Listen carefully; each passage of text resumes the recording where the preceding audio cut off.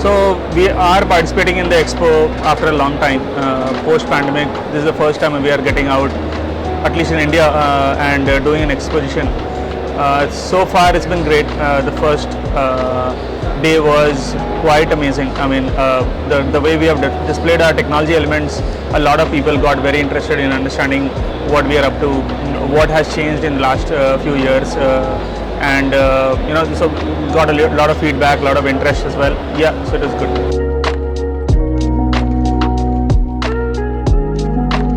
So Ecozen at its heart is a technology company that is working at the intersection of motor controls, thermal energy storage, and IoT and associated data related technology, right?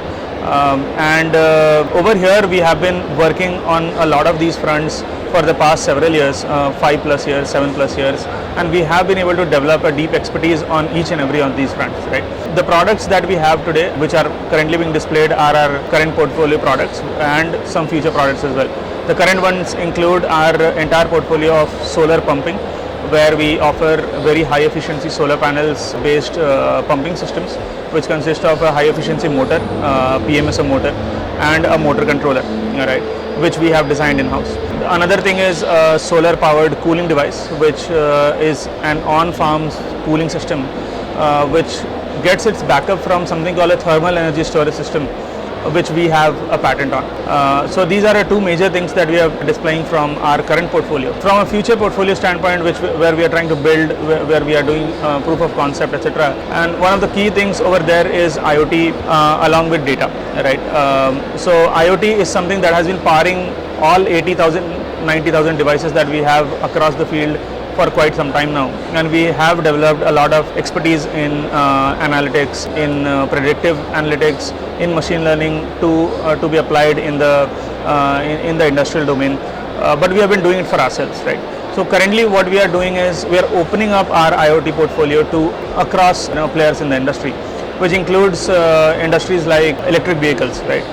One of the examples where there could be a product as a service platform, which gives you an IoT device and an entire gamut of technology products which can be used to predict, to diagnose any issues that might come in lithium-ion batteries, which can be used in electric vehicles, right? So yeah, that's where we have been developing a lot of technological expertise.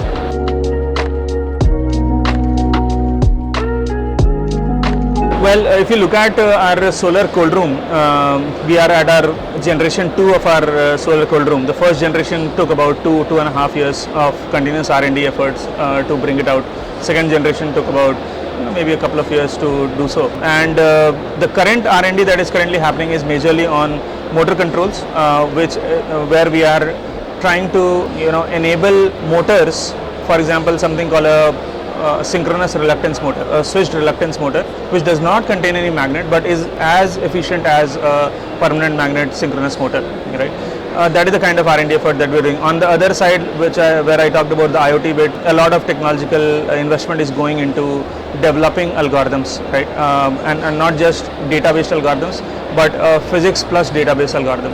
So that's where a lot of effort is currently going. We are at the pilot stage of that, the new things that we are trying to do, where a lot of product development is still continuing. Maybe it will continue for the next few years, but we will be in the market about next year.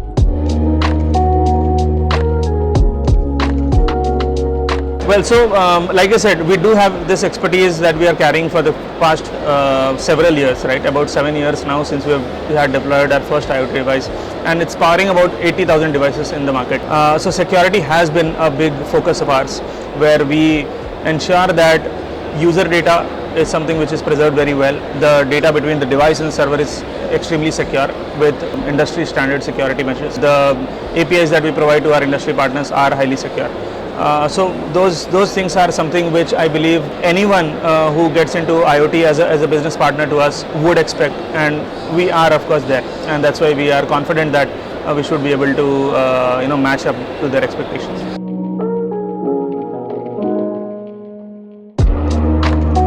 So renewables has been booming for past some time, right? So when we got into it, it was just starting up, I would say, in India, and at this point of time, it is definitely booming. There are a lot of opportunities that lie ahead. A lot of focus has gone into solar power plants, big solar power plants, as well as solar pumping, right? Which we have been a big part of. But going forward, I think a lot of different innovations on renewables is going to happen. That will include the energy storage system, right? Where we do have a lot of expertise both from IoT side as well as from thermal energy storage side, which we want to leverage going further for the renewable energy space. Since we have been doing solar for a lot of time, we expect that the rest of the industry innovates on solar's performance, which we have now started to see happening in a big way in India, where the solar efficiency has gone up. So we are also trying to leverage the same and empower our products with those renewable aspects.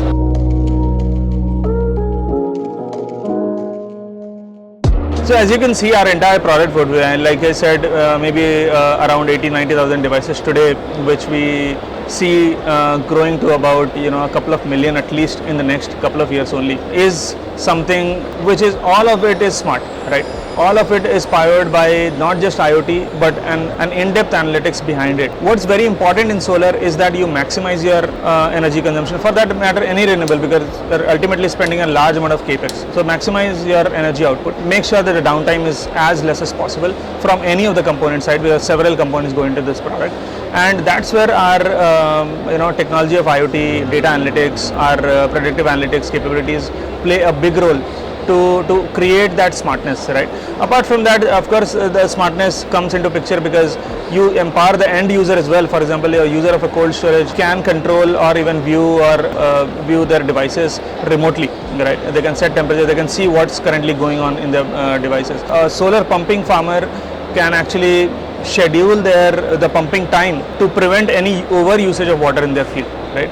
All of these functionalities are provided by the entire tech stack that we have, which comprises of not only the back-end algorithms which are running, but also a lot of these Android apps, mobile apps, which empower the end consumers with a lot of things too.